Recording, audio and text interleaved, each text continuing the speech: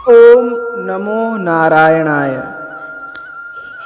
अथ श्री स्कंद पुराणे वैष्णवखंडे उत्कलखंड्यामः अष्टादशोऽध्यायः। श्री जगन्नाथ जी की रथ यात्रा, गुंडीचा महोत्सव तथा पुनः मंदिर प्रवेश संबंधी यात्रा एवं उत्सव की महिमा। जयमणी जी कहते हैं, तदंतर श्रद्धा से युक्त प्रस्तुत किए हुए उपचारों द्वारा बलभद्र, श्री कृष्ण और सुभद्रा जी का पूजन करें। उसके बाद जैसे पहले मंदिर से ले जाते समय उत्सव किया गया था, उसी प्रकार महान उत्सव करके उन सब भगवत स्वरूपों को पुनः दक्षिणाभिमुख ले जाएं। उस समय जो मनुष्य दक्षिणाभिमुख जाते हुए श्री कृष्ण, बलभद्र और सुभद्रा का दर्शन करता है, वह स्नान दर्शन जनित समस्त पुण्य फल को प्राप्त करता है। मंदिर के समीप पहुँचने पर बलभद्र, सुभद्रा के साथ जगन्नाथ जी की आरती उतारकर मंदिर के भीतर प्रवेश करावे और फिर किसी प्रकार उन्हें न देखें। ज्येष्ठ मास के शुक्ल पक्ष में जो पूर्णिमा आती है, उसमें ज्येष्ठ नक्षत्र के एक ही अंश में चंद्रमा और बृहस्पति हों, बृहस्पति का ही दिन हो और शुभ योग भी हो, तो वह महाज्येष्ठी पूर्णिमा कहलाती है, जो सब पापों का नाश करने वाली है। महाज्येष्ठी पूर्णिमा महापुण्यमयी तथा भगवान की प्रीति को बढ़ाने वाली है। उसमें करुणा सिंधु देवेश्वर जगन्नाथ जी की पूजन और उनके स्नान का दर्शन करके मनुष्य पाप राशि से मुक्त हो जाता है। बैसाख के शुक्ल पक्ष में जो पाप नाशिनी तीज आती है, उसमें रोहिणी नक्षत्र का योग होने पर राजा पवित्र भाव से संकल्प पूर्वक एक आचार्य का वर्ण करें। फिर जिन्होंने काष्ठ कर्म देखा और जाना हो, ऐसे एक या तीन बढ़इयों से पूर्वोक्त प्रकार से श्री कृष्ण, बलभद्र और सुभद्रा जी के लिए 3 रथ तैयार करावें, जिनमें बैठने के लिए सुंदर आसन हो और जो सुंदर कलापूर्ण ढंग से बनाए गए हों। रथों का निर्माण हो जाने पर राजा शास्त्रोक्त विधि से मंत्र के अनुसार पूर्ववत उनकी प्रतिष्ठा करें। मार्ग का भलीभांति संस्कार करावें। मार्ग के दोनों ओर फूलों के गुच्छे, माल्य, सुंदर वस्त्र, चंवर, गुलमलता आदि और फूलों के द्वारा मंडल बनावे। देखने पर ऐसा मालूम हो कि वहाँ सुंदर फूलों से सुशोभित वन पंक्ति शोभा पा रही है। रास्ते की भूमि बराबर कर देनी चाहिए, वहाँ कीचड़ नहीं रहना चाहिए, जिससे भगवान का रथ सुखपूर्वक चल सके।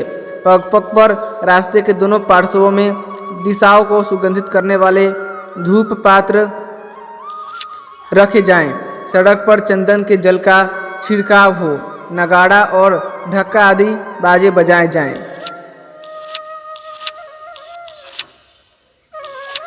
सोने चांदी के ध्वज जिनके बीच में चित्रकारी की गई हो लगाए जाएं और उन पर पातकाएं फहराती रहें। भूमि पर बहुत सी वैजंती मालाएं बिछी हों, अनेकों कसे कसाए हाथी घोड़े प्रस्तुत किए जाएं, जिनका भलीभांति श्रृंगार किया गया हो। इस प्रकार सामग्री एकत्र करके उत्तम भक्ति से युक्त राजा महान उत्सव करे। आषाढ़ के शुक्ल पक्ष में पुष्य नक्षत्र से युक्त द्वितीया तिथि आने पर उसमें अरुणोदय के समय भगवान की पूजा करें। ब्राह्मणों, वैष्णवों, तपस्वी और भक्ति युक्त यतियों के साथ स्वयं भी हाथ जोड़कर राजा देवादिदेव भगवान से यात्रा के लिए निवेदन करें। हे प्रभु, आपने पूर्व काल में राजा इंद्रद्युम्न को जैसी आज्ञा दी है, उसके अनुसार रथ से गुंडी चामंडप के प्रति विजय यात्रा कीजिए। आपकी कृपा कटाक्षपूर्ण दृष्टि से 10 दिशाएं पवित्र हो जाता है तथा स्थावर जंगम समस्त प्राणी कल्याण को प्राप्त हों। आपने यह अवतार लोगों के ऊपर दया की इच्छा से ग्रहण किया है, इसलिए भगवान आप प्रसन्नतापूर्वक पृथ्वी पर चरण रखकर पधारिए। इसके बाद कुछ लोग मंगल गीत गाएं, कुछ जय जयकार करें और जीतम ते पुंडरीकाक्ष इत्यादि मंत्र का उच्च स्वर से जप करें। सूत, मागध आदि हर्ष में भरकर भगवान पवित्र यश का गान करें।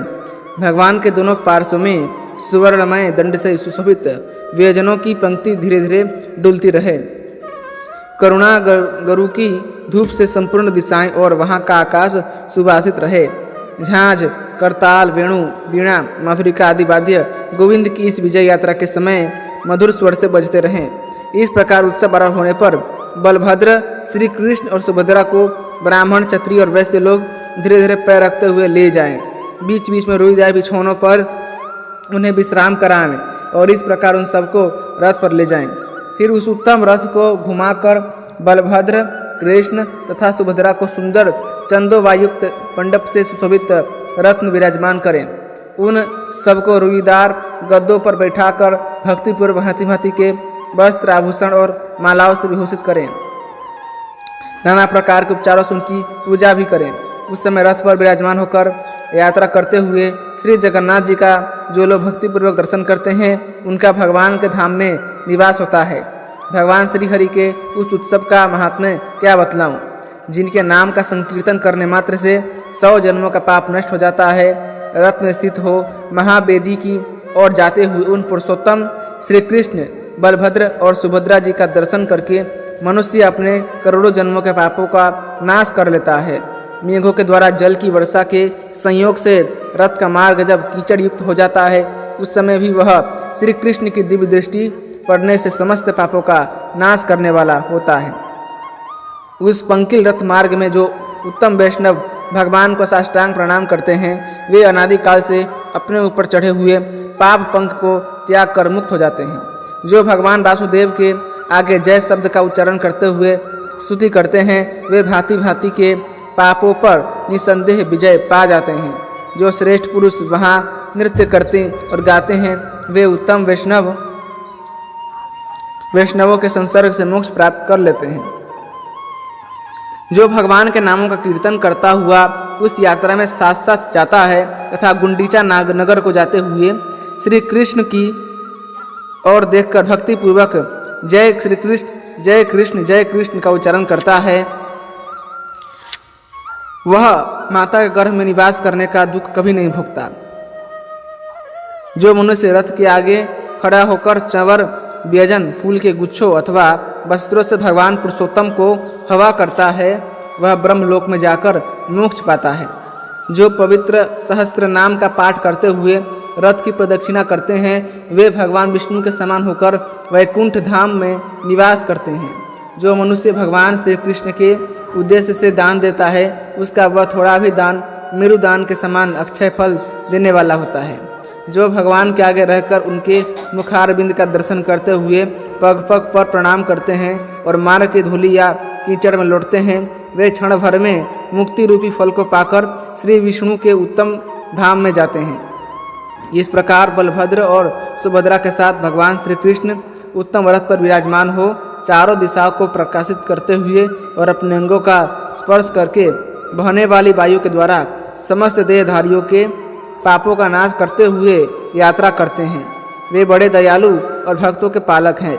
जो अज्ञानी और अविश्वास के पात्र हैं उनके मन में भी विश्वास उत्पन्न करने के लिए भगवान विष्णु प्रतिवर्ष यात्रा प्रारंभ करते हैं। इस प्रकार गुंडीचा नगर में जाकर भगवान बिंदु तीर्थ के तट पर 7 दिन निवास करते हैं, क्योंकि प्राचीन काल में उन्होंने राजा इंद्रद्युम्न को यह वर दिया था कि मैं तुम्हारे तीर्थ के किनारे प्रतिवर्ष निवास करूंगा। मेरे वहाँ स्थित रहने पर सभी तीर्थ उसमें निवास करेंगे। उस तीर्थ में विधि पूर्वक स्नान करके जो लोग 7 दिनों तक गुंडीचा मंडप में विराजमान मेरा, बलराम का और सुभद्रा का दर्शन करेंगे वे मेरा सायुज्य प्राप्त कर लेंगे।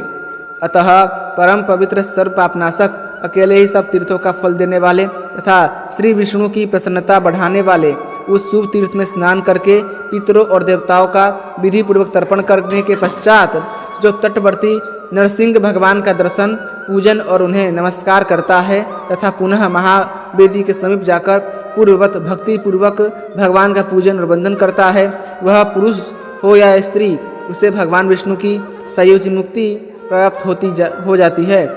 मघा नक्षत्र पितरों का है, अतः पितरों को अधिक प्रीति प्रदान करने वाला है। उस नक्षत्र में पुत्रों द्वारा दिया हुआ श्राद्ध का दान पितरों को विशेष तृप्त करता है। उक्त सर्व तीर्थमय सरोवर के तट पर भगवान विष्णु के समीप नरसिंह और नीलकंठ के मध्यवर्ती अति पवित्र स्थान में यदि मनुष्य श्रद्धापूर्वक श्राद्ध करे तो अपनी 100 पीढ़ियों का उद्धार करता है। आषाढ़ के शुक्ल पक्ष में पंचमी तिथि, मघा नक्षत्र और जगन्नाथ जी का महावेदी पर आगमन, ये तीनों योग यदि इंद्रद्युम्न सरोवर पर प्राप्त हो तो वह पितरों को अक्षय प्रीति देने वाला चतुष्पाद योग माना गया है।